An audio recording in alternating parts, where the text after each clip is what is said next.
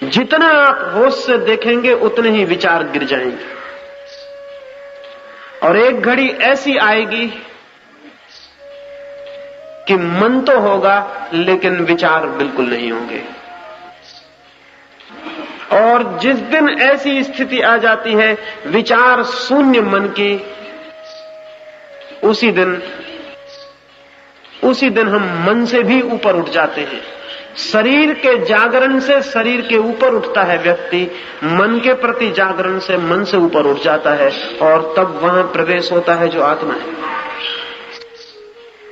शरीर और मन से मुक्त हुए बिना कोई अंदर प्रवेश नहीं पा सकता। लेकिन शरीर और मन से मुक्त होने के लिए न तो शरीर को कष्ट देने की जरूरत है, न भूखा मारने की जरूरत है, न धूप में खड़ा करके तपस्या करने की जरूरत है। शरीर से मुक्त होने के लिए शरीर की क्रियाओं के प्रति जागने की जरूरत है। मेरे एक मित्र सीढ़ियों से गिर पड़े और बहुत चोट खा गए। पैर में बहुत असह दर्द, कोई 70 साल की उम्र है। मैं उन्हें देखने गया।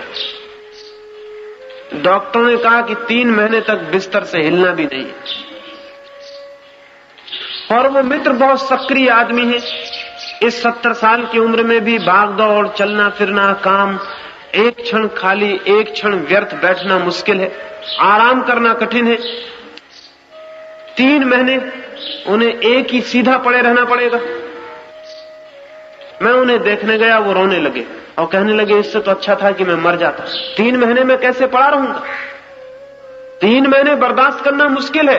अभी 3 ही दिन बीते हैं और मैं घबरा गया। और डॉक्टर कहते हैं 3 महीने हिलना भी नहीं, करवट भी नहीं लेनी, सीधे ही पड़े रहे तो ही पैर ठीक हो सकेंगे। और पैर में बहुत तकलीफ है, उसे सहना मुश्किल है। अगर मैं काम में लग जाऊं तो शायद तकलीफ भूल भी जाए, लेकिन कोई काम नहीं तो वो तकलीफ ही तकलीफ मालूम हो रही। मैंने उनसे कहा एक छोटा सा प्रयोग करें, तकलीफ के प्रति जागने का प्रयोग करें। आंख बंद कर ले, मैं आपके पास बैठा हूं, और तकलीफ को देखें कि कहां है, पिन पॉइंट करें कि कहां है। अभी आप कहते हैं पूरे पैर पे तकलीफ है, पूरे पैर पे नहीं हो सकती, कोई खास केंद्र होगा जहां सर्वाधिक होगी, तो सरकें, धीरे धीरे केंद्र पर आए, आंख बंद करके देखें कि ठीक वो केंद्र कहां है जहां तकलीफ है, उस केंद्र पर पहुंचे। उन्होंने आंख बंद कर ली और मैंने कहा खोजें खोजें खोजें। वो आंख बंद करके खोज करने लगे और उस जगह उनका चित्त पहुंच गया जहां तकलीफ थी। और 15 मिनट बीते, 20 मिनट बीते, मैंने उनसे 15 मिनट के लिए कहा था, 35 मिनट बीते, 45 मिनट बीते, और मैं उनका बाहर बैठा चेहरा देख रहा हूं। उनका चेहरा शांत होता जा रहा है, जैसे तकलीफ विलीन हो गई। कोई 65 मिनट पर उन्होंने आंख खोली और कहा ये तो बड़ी हैरानी की बात हो। जैसे जैसे मैंने गौर से देखा तो पता चला पूरे पैर पे तकलीफ भ्रम थी, पूरे पैर पे तकलीफ नहीं थी, वो सिर्फ ख्याल थी। तकलीफ बहुत छोटी जगह थी, एक पॉइंट पर थी। धीरे धीरे मैं उस पॉइंट पे पहुंच गया, और जब मैं ठीक उस पॉइंट पे पहुंचा जहां तकलीफ थी, दर्द था, तो मैं एकदम हैरान रह गया। मुझे दिखाई पड़ा दर्द वहां है और मैं यहां हूं, और दर्द और मेरे बीच लंबा फासला है। मैं दर्द नहीं हूं। कभी किसी दर्द के प्रति जाग कर देखें और आपको पता चलेगा आप दर्द नहीं। मैंने उनसे कहा ये 3 महीने भगवान का आशीर्वाद समझे, ये मौका कभी नहीं मिलेगा। 3 महीने दर्द के प्रति जागे। कोई 3 महीने बाद मैं उनसे मिलने गया, वो आदमी दूसरे हो गए थे। उन्होंने मुझसे कहा कि सच में ही भगवान की कृपा है, अन्यथा मैं ऐसे ही मर जाता। मैं दर्द के प्रति ही जागने की कोशिश में धीरे धीरे शरीर के प्रति जाग गया हूं कि दर्द शरीर में था, दर्द के प्रति जागा, शरीर के प्रति जागा, और मुझे अद्भुत अनुभव हुए इन 3 महीनों में। वो आपसे कहना चाहता हूं। मैंने कहा क्या हुआ? उन्होंने कहा पहला तो मुझे यह अनुभव हुआ कि मैं शरीर नहीं हूं, और 3 महीने में ये प्रतीति इतनी गहरी और स्पष्ट हो गई कि मैं शरीर नहीं हूं कि अब मुझे मृत्यु का भी कोई भय नहीं है, क्योंकि मैं जानता हूं शरीर ही मरेगा, मैं नहीं मर सकता। लेकिन शरीर और हमारे बीच फासला नहीं है, डिस्टेंस नहीं है। हम कभी जागे ही नहीं। ध्यान रहे, जिस चीज के प्रति आप जागेंगे उसी से फासला हो जाएगा। जाग ही आप उस चीज के प्रति सकते हैं जो आप नहीं है, क्योंकि आप जागेंगे हमेशा दूसरी चीज के प्रति जागेंगे, शरीर के प्रति जागेंगे और शरीर अलग हो जाएगा। एक फकीर था, मुसलमान फकीर था, शेख फरीद। शेख फरीद के पास कोई गया और पूछने लगा कि मैंने सुना है कि जीसस को सूली दी गई और जीसस सूली पे लटकाए जा रहे थे तो भी हंस रहे थे, ये कैसे हो सकता है कि आदमी का शरीर लटकाया जा रहा हो सूली पर और आदमी हंसता हो? और उस आदमी ने पूछा, मैंने ये भी सुना है कि मंसूर के साथ तो और भी दुर्व्यवहार किया गया, मंसूर के पहले पैर काटे गए, फिर हाथ काटे गए, फिर आंखें फोड़ी गई और मंसूर हंसता रहा, ये नहीं हो सकता, ये कैसे हो सकता है? जिसके पैर कट गए हों, पैर से लहू गिर रहा हो, जिसके हाथ कट गए हों और जिसकी आंखें फोड़ दी गई हो, वो हंस रहा हो, ये नहीं हो सकता, ये कभी नहीं हो सकता, ये कैसे हो सकता है? मैं पूछने आया हूं। शेख फरीद हंसने लगा। उसके पास एक नारियल पड़ा था, उसने उठा के उस आदमी को दिया और कहा कि जाओ इस नारियल को फोड़ लाओ, एक बात ख्याल रखना, इसकी खोल टूट जाए लेकिन भीतर की गरी न टूटे। उस आदमी ने कहा, यह नहीं हो सकेगा, नारियल कच्चा है, खोल और गरी जुड़े हुए, ये नहीं हो सकता, मैं खोल तोड़ूंगा गरी भी टूट जाएगी। फरीद ने दूसरा नारियल उठा के दिया, सूखा नारियल, और कहा इससे हो सकता है, इसकी गरी को बचा के ले आना, खोल तोड़ देना। उस आदमी ने कहा यह हो सकता है। फरीद ने पूछा क्यों? उस आदमी ने कहा गरी और खोल के बीच फासला हो गया, हम खोल को तोड़ देंगे, भीतर की गरी साबित बच सकती, लेकिन कच्चे नारियल में यह नहीं हो सकता। तो फरीद ने कहा कि बस तू समझा कि नहीं समझा, जीसस और मंसूर जैसे लोग सूखे नारियल हैं, उनके शरीर और उनके बीच फासला है। तुम शरीर को चोट पहुंचाओ, वो चोट शरीर से भीतर नहीं जाती, वो गरी तक नहीं पहुंचती, वो आत्मा तक नहीं पहुंचती, और हम सब कच्चे नारियल हैं, हमारे ऊपर चोट पहुंचती, वो भीतर तक पहुंच जाती, क्योंकि बीच के फासले का हमें कोई भी पता नहीं है। शरीर के प्रति जागरण से स्वयं और शरीर के बीच डिस्टेंस, फासला पैदा होता है, और वो फासला इतना है कि आप हैरान हो जाएंगे। वो फासला जमीन और आसमान के बीच जो फासला है इससे ज्यादा है। वो फासला जमीन और आसमान के बीच जो फासला है इससे ज्यादा है। ये फासला कभी पूरा किया जा सकता है जमीन और आसमान के बीच का, शरीर और आत्मा के बीच का फासला कभी पूरा नहीं किया जा सकता। वो दिशाएं ही अलग हैं, डायमेंशन अलग हैं, उनके बीच जो फासला है वो दो बिल्कुल विभिन्न चीजों का फासला है, जिनके बीच कभी भी फासला पूरा नहीं किया जा सकता। लेकिन हमें तो लगता है कि मैं शरीर हूं, हमने फासला पूरा कर लिया। नींद में ये फासला पूरा हो गया। जैसे एक आदमी पोरबंदर में सोए और सपना देखे कि पोरबंदर में नहीं है, पेकिंग में है, सपने में फासला पूरा हो गया, उसे नींद में पता भी नहीं चल रहा कि वो पोरबंदर में, वो पेकिंग में समझ रहा है आपने। सुबह नींद खुले और वो जाग के हैरान हो जाए और वो कहे कि मैं पेकिंग से वापस कैसे आया, क्योंकि मैं सपने में पेकिंग में था। मैं लौटा कैसे, मैं गया कैसे? तो हम उससे कहेंगे ना तुम गए ना तुम लौटे, तुम्हें सिर्फ ख्याल पैदा हुआ कि तुम गए और तुम लौटे। तुम सदा यहीं थे, रात भी तुम यहीं थे, तुम पोरबंदर में ही थे, पेकिंग में तुम गए ही नहीं, पेकिंग तुम पहुंचे ही नहीं, लौटे भी तुम नहीं।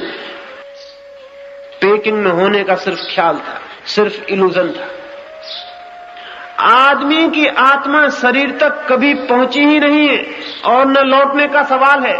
सिर्फ ख्याल है कि हम शरीर में हैं, कि मैं शरीर हूं। ये शरीर में होना सिर्फ एक सपना है, शरीर से लौटना नहीं है, सिर्फ जागना है और सपना टूट जाएगा और पेकिंग से लौटना नहीं पड़ेगा। आप पाएंगे कि आप पोरबंदर में, आदमी आत्मा में ही है, शरीर वो हो नहीं गया है, बस शरीर में होने का ख्याल पैदा हो गया है कि मैं शरीर में हूं। और ख्याल अगर पैदा हो जाए और ख्याल अगर मजबूत हो जाए और अगर हम उसी ख्याल को मजबूत करते चले जाएं तो आत्मा भूल जाती है और शरीर ही रह जाता है। अमेरिका में 100 वर्ष पहले ऐसा हुआ लिंकन की शताब्दी मनाई जा रही थी। एक आदमी की खोज की गई जो लिंकन जैसा दिखाई पड़ता। बहुत मुश्किल से वो आदमी मिला और एक आदमी मिल गया जिसकी शक्ल ठीक लिंकन जैसी थी। उसको लिंकन का पार्ट अदा करने के लिए पूरी अमेरिका में घुमाया गया। जगह जगह लिंकन के जीवन चरित्र का नाटक हुआ और उस आदमी ने अब्राहम लिंकन का पार्ट किया। 1 साल तक वो आदमी एक कोने से दूसरे कोने तक लिंकन का पार्ट करता रहा। लेकिन साल भर बाद एक बड़ी गड़बड़ हो गई। नाटक खत्म हो गया, शताब्दी समाप्त हो गई, समारोह बंद हो गया और उस आदमी को यह भ्रम पैदा हो गया कि वो अब्राहम लिंकन। वो भूल गया, पागल हो गया। घर लौट आया लेकिन अपना नाम बताने लगा अब्राहम लिंकन। पहले तो लोगों ने समझा कि वो मजाक कर रहा है, लेकिन मजाक नहीं थी। उसने जो कपड़े नाटक में पहने थे वो उतारने से इंकार कर दिया। उसने कहा यही तो मेरे कपड़े। वो उन्हीं कपड़ों को पहन के सड़कों पर निकलने लगा। वो बिल्कुल लिंकन तो मालूम होता था, कपड़े भी लिंकन के पहनता था, वही लिबास पुराना जो लिंकन का था, उसी तरह छड़ी रखता था, उसी चाल से चलता था। पहले तो लोगों ने समझा कि वो मजाक कर रहा है, लेकिन जब महीने 2 महीने बीत गए और घर के लोग, पत्नी, बेटे, वो किसी को मानता ही नहीं था। वो कहता था मैं अब्राहम लिंकन। तब तो परेशानी हुई। उसे बहुत समझाया गया लेकिन वो मानने को राजी नहीं हुआ। उसे बहुत डराया धमकाया गया लेकिन वो मानने को राजी नहीं हुआ। फिर लोगों को शक हुआ कि ये खुद अपने भीतर तो जानता ही होगा कम से कम कि मैं अब्राहम लिंकन नहीं हूं। बहुत भीतर तो जानता होगा। एक मशीन होती है लाई डिटेक्टर, जिस पर झूठ पकड़ी जा सकती। उस मशीन पर उसको खड़ा किया गया। उस मशीन पर खड़े करके अगर आपसे पूछा जाए तो जो सत्य है वो आप बोलेंगे तो आपकी हृदय की गति दूसरी रहती, और आप असत्य बोलेंगे तो हृदय की गति में फर्क पड़ जाता है। इसलिए वो मशीन नीचे हृदय की गति आंक लेती है कि फर्क कब पड़ा। जैसे आपसे पूछा कि आप स्त्री हो कि पुरुष, आपने कहा मैं पुरुष, तो झूठ बोलने का कोई कारण नहीं है। मशीन नीचे आपकी गति अंकित करेगी। आपसे पूछा कि इस समय कितना बजा है घड़ी में, आपने कहा 9, तो झूठ बोलने का कोई कारण नहीं, मशीन नीचे अंकित करेगी। आपसे 8-10 ऐसे प्रश्न पूछे जाएंगे जिनमें झूठ बोलने का कोई कारण ही नहीं। फिर आपसे असली सवाल पूछा जाएगा। यही उसके साथ किया गया। 10 सवाल पूछे गए, उसने सबका ठीक जवाब दिया। फिर उससे पूछा गया तुम अब्राहम लिंकन हो? वो घबरा गया था, वो परेशान हो गया था इस बात से। लोग पूछ पूछ के हैरान कर दिए थे। उसने कहा मैं अब्राहम लिंकन नहीं हूं, लेकिन मशीन ने नीचे से बताया कि यह आदमी झूठ बोल रहा है। वो तो भीतर से जानता था कि मैं अब्राहम लिंकन। मशीन ने बताया कि यह आदमी इस वक्त झूठ बोल रहा है। तब तो बड़ी मुश्किल हो गई। कैसे ये ख्याल इसे पैदा हो गया? ये ख्याल पैदा हो सकता है। हमें लगेगा वो आदमी पागल था, लेकिन जो जानते हैं वो कहेंगे हम सब भी पागल हैं, हमको भी एक ख्याल पैदा हो गया है कि हम शरीर। और ये ख्याल बहुत लोगों को पैदा होते। जब स्टालिन रूस में हुकूमत में था तो इस रूस के कई पगलों को यह ख्याल था कि स्टालिन। जब चर्चिल हुकूमत में था तो कई पगलों को इंग्लैंड में ख्याल था कि वो चर्चिल। नेहरू जब हुकूमत में थे तो हिंदुस्तान में कम से कम 10 आदमी थे जिनको ख्याल था कि वो नेहरू। एक ऐसे आदमी से नेहरू का मिलना भी हो गया। एक पागलखाने में नेहरू गए और उस पागलखाने में एक पागल था जो ठीक हो गया। पागलखाने के अधिकारियों ने उसे रोक रखा था कि कल नेहरू आने वाले, उन्हीं के हाथ से इसको मुक्ति दिलवा देंगे तो ये भी खुश होगा, जलसा भी हो जाए। नेहरू से मिलकर बहुत खुश हुए और उन्होंने कहा मैं बहुत खुश हूं कि तुम ठीक हो गए। तुम बिल्कुल ठीक हो गए हो? उस आदमी ने कहा मैं बिल्कुल ठीक हो गया हूं, लेकिन महाशय मैं भूल गया पूछना आपसे कि आप हैं कौन? तो नेहरू ने कहा मैं, तुम्हें पता नहीं मैं जवाहरलाल नेहरू हूं। वो आदमी खूब हंसने लगा। उसने कहा महाशय आप भी 3 साल यहां रह जाइए तो ठीक हो जाएंगे। 3 साल पहले मुझे भी यही ख्याल था कि मैं जवाहरलाल नेहरू, लेकिन 3 साल में मैं बिल्कुल ठीक हो गया।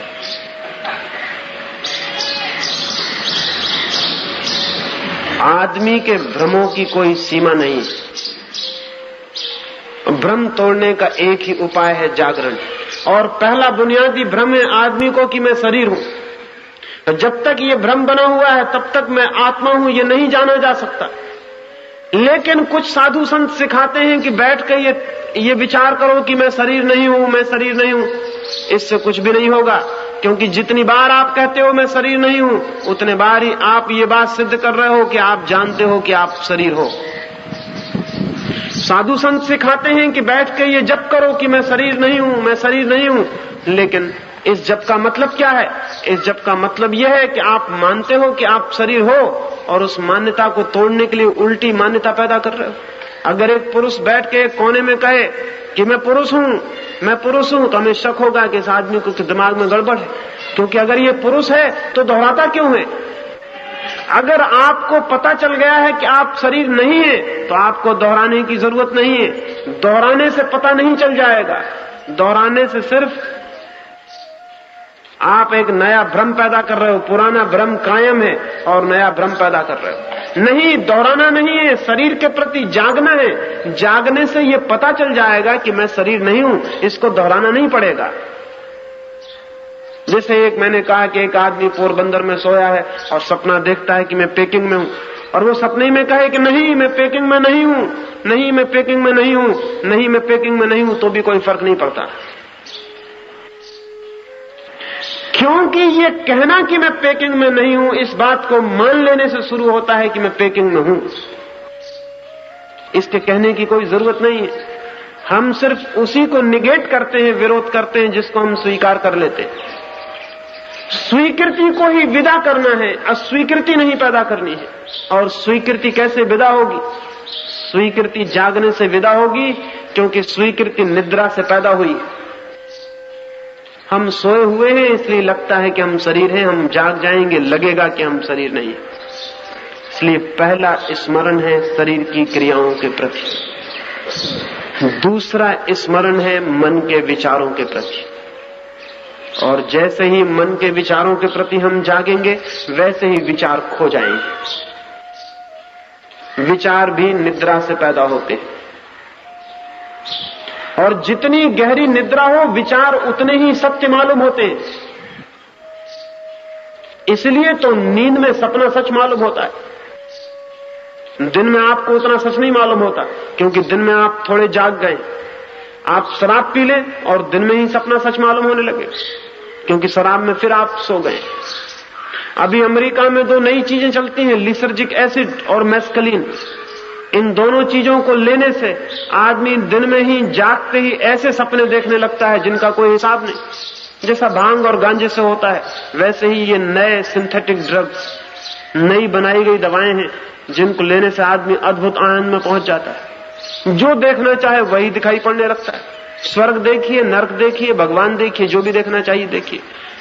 बस एक ड्रग ले लीजिए और 6 घंटे के लिए खो जाइए। 6 घंटे फिर आप दूसरी दुनिया में। प्रत्येक विचार सत्य मालूम होगा। जिस मात्रा में नींद गहरी होगी, बेहोशी होगी, विचार उतने ही सत्य मालूम होंगे। जिस मात्रा में जागरण होगा, विचार असत्य होते चले जाएंगे।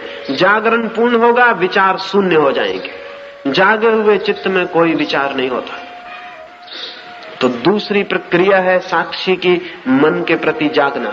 ये घंटे भर कभी एकांत में बैठ के करना जरूरी है, और बन सके तो दिन में जब भी ख्याल आ जाए तब मन के विचारों के प्रति होश रखना जरूरी है, अवेयरनेस रखना जरूरी है। एक 6 महीने का प्रयोग और चित्त को रूपांतरित कर देता है।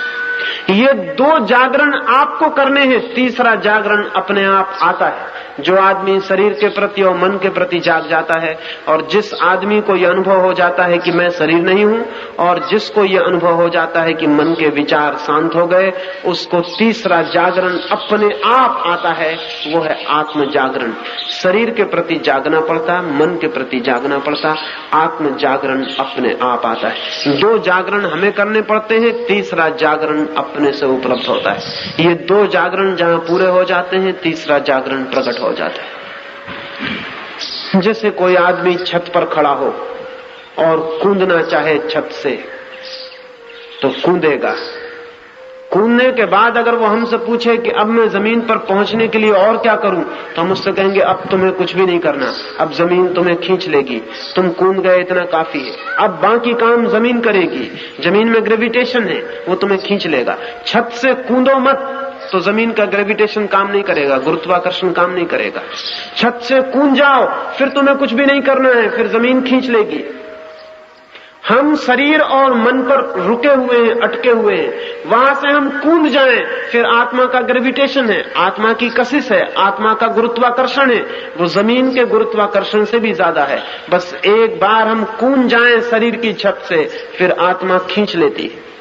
एक बहुत प्राचीन इजिप्ट की किताब में एक वचन है कि तुम एक कदम चलो परमात्मा की तरफ और परमात्मा तुम्हारी तरफ 1000 कदम चलता है। एक कदम तुम उठाओ, 1000 कदम परमात्मा की शक्ति उठाती। उसे उठाना नहीं पड़ता, बस तुम्हारा एक कदम छलांग बन जाती है और फिर खींच लिए जाता है आदमी। शरीर और मन से कूद जाना है, फिर हम वहां पहुंच जाते हैं जहां आत्मा है। वो तीसरा जागरण अपने आप आता है। 2 साक्षी भाव स्वयं साधने हैं, तीसरा अपने आप आता है। ये कहना भी शायद गलत है कि अपने आप आता है। वो तीसरा साक्षी भाव मौजूद है हमेशा से, उसका हमें पता नहीं चल रहा क्योंकि हम 2 तलों पर नींद में खो गए। वो सदा से मौजूद है, वो है। हम यहां से जागे और वो दिखाई पड़ जाएगा। जैसे कि हम अभी आंख बंद करके बैठ जाएं तो सूरज है बाहर, लेकिन हमें पता नहीं चलेगा। हम आंख खोलें और हम कहेंगे सूरज आ गया। सूरज आ नहीं गया। सूरज तब भी था जब हम आंख बंद किए बैठे, लेकिन आंख बंद हो तो सूरज दिखाई कैसे पड़े।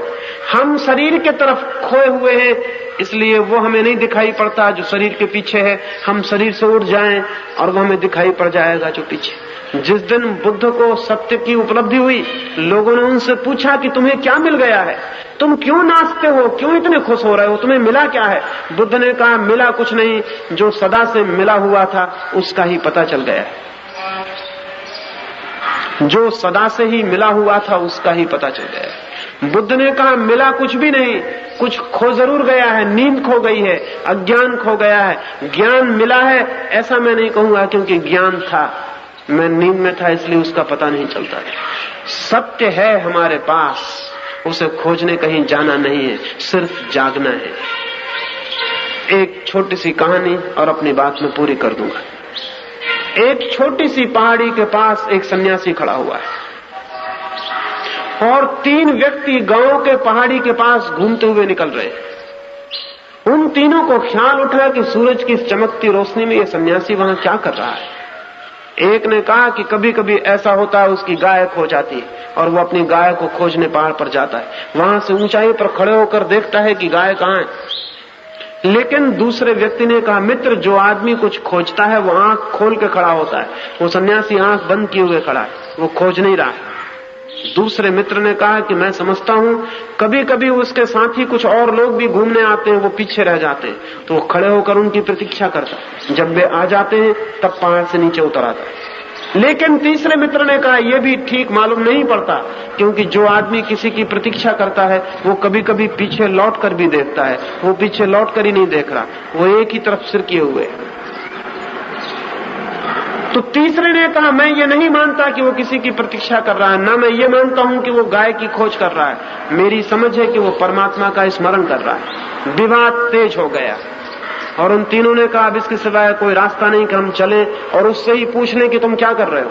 वो तीनों पहाड़ चढ़ के गए और पहले आदमी ने जाके उस सन्यासी को पूछा कि भिक्षु जी, क्या आप अपनी गाय खोज रहे हैं। उस भिक्षु ने आंख खोली और कहा गाय, मेरा कुछ भी नहीं है तो मैं खोजूंगा क्या। मैं खाली हाथ आया और खाली हाथ चला जाऊंगा और मैं जानता हूं कि मेरे हाथ अभी भी खाली। मैं उस भ्रम में नहीं पड़ता कि मेरा कुछ है, इसलिए खोजने का सवाल ही नहीं। अपने को ही खोज लूं वही बहुत, बस वही मैं हूं। अपने को ही नहीं खोज पाया, गाय को क्या खोजूंगा, समय खराब करने को मेरे पास नहीं, मैं कुछ खोज नहीं रहा। वो आदमी हार के पीछे हट गया। दूसरे आदमी ने कहा तब तो निश्चय ही कोई मित्र पीछे छूट गया, आप उसकी प्रतीक्षा कर रहे हैं। उस सन्यासी ने कहा भाई, मेरा कोई शत्रु नहीं, इसलिए मित्र का भी कोई सवाल नहीं। जिनके शत्रु होते हैं उनके ही मित्र होते हैं। मेरा ना कोई शत्रु है, ना मेरा कोई मित्र है। मैं किसी की प्रतीक्षा नहीं कर रहा। प्रतीक्षा किसकी करनी है? वो कितनी ही प्रतीक्षा करो, कभी कोई मिल सकता है। अपने से ही मिलना मुश्किल है, दूसरे से मिलना कहां संभव। मैं किसी की प्रतीक्षा नहीं कर रहा हूं। वो आदमी भी हार गया। तीसरे आदमी ने कहा, तब तो निश्चित ही जीत मेरी है। मैं आपसे पूछता हूं, क्या आप भगवान का स्मरण कर रहे हैं? वो फकीर कहने लगा, भगवान का मुझे कुछ पता नहीं। जिसका पता नहीं उसका स्मरण कैसे करूं? और पता चल जाएगा तो फिर स्मरण क्यों करूंगा? पता नहीं है तब भी स्मरण नहीं किया जा सकता, और पता हो जाए तब स्मरण की जरूरत नहीं रह जाती। मैं किसी का स्मरण नहीं कर रहा हूं। तो उन तीनों ने पूछा कि फिर महाशय आप कर क्या रहे हैं यहां खड़े होकर? तो उस भिक्षु ने बड़ी अद्भुत बात कही। उसने कहा, मैं कुछ भी नहीं कर रहा हूं, मैं सिर्फ जागा हुआ खड़ा हूं। उस भिक्षु ने कहा, मैं कुछ भी नहीं कर रहा हूं, मैं सिर्फ जागा हुआ खड़ा हूं। जस्ट स्टैंडिंग इन अवेयरनेस, बस मैं होश में खड़ा हुआ। मैं कुछ कर ही नहीं रहा, बस मैं साक्षी की तरह खड़ा हुआ हूं। आकाश का साक्षी हूं, सूरज का साक्षी हूं, वृक्षों का साक्षी हूं, तुम्हारा साक्षी हूं, अपना साक्षी हूं, बस साक्षी होकर खड़ा हूं। लेकिन वे मित्र पूछने लगे कि किस लिए साक्षी होकर खड़े हो? तो उस भिक्षु ने कहा, ये तुम साक्षी होकर खड़े हो जाओ तो ही जान सकते हो। ये तुम भी इसी तरह जब किसी दिन खड़े होगे तो जान सकोगे। क्योंकि उस भिक्षु ने कहा, जब तक मैं सोया था मैंने सब खोया, और जब से मैं जागना शुरू हो गया हूं मैंने सब पा लिया। सोया हुआ व्यक्ति सब खो देता है, जीवन, सत्य, अमृत सब। जागा हुआ व्यक्ति सब पा लेता है, जीवन, आत्मा, सत्य, अमृत। अगर पाना है कुछ तो जागना जरूरी है, अगर खोना है तो सोना पर्याप्त है। हम सब खो रहे हैं क्योंकि सोए हैं। हम सब भी पा सकते हैं अगर हम जाग जाएं। और पाने की जो अंतिम अनुभूति है उसका नाम ही परमात्मा है। उसके आगे पाने को कुछ शेष नहीं रह जाता। उसे पाकर सब पाने की दौड़ समाप्त हो जाती है, क्योंकि वही जीवन है, वही आनंद है, वही अमृत है। इस अमृत की दिशा में, इस जीवन की दिशा में, इन 3 सूत्रों में मैंने कुछ बातें कही हैं। मेरी बातें मुझे समझ लेने से कुछ परिणाम नहीं लाने वाली हैं। वो तो जो भिक्षु ने कहा, आप भी जाग कर खड़े हो जाएं तो कुछ हो सकता है। थोड़ी कोशिश करें।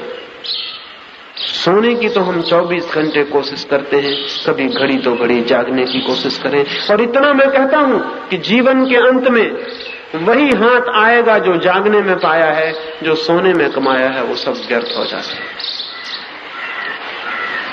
मेरी बातों को इतनी शांति और इतने प्रेम से सुना, उससे बहुत अनुग्रहित हूं।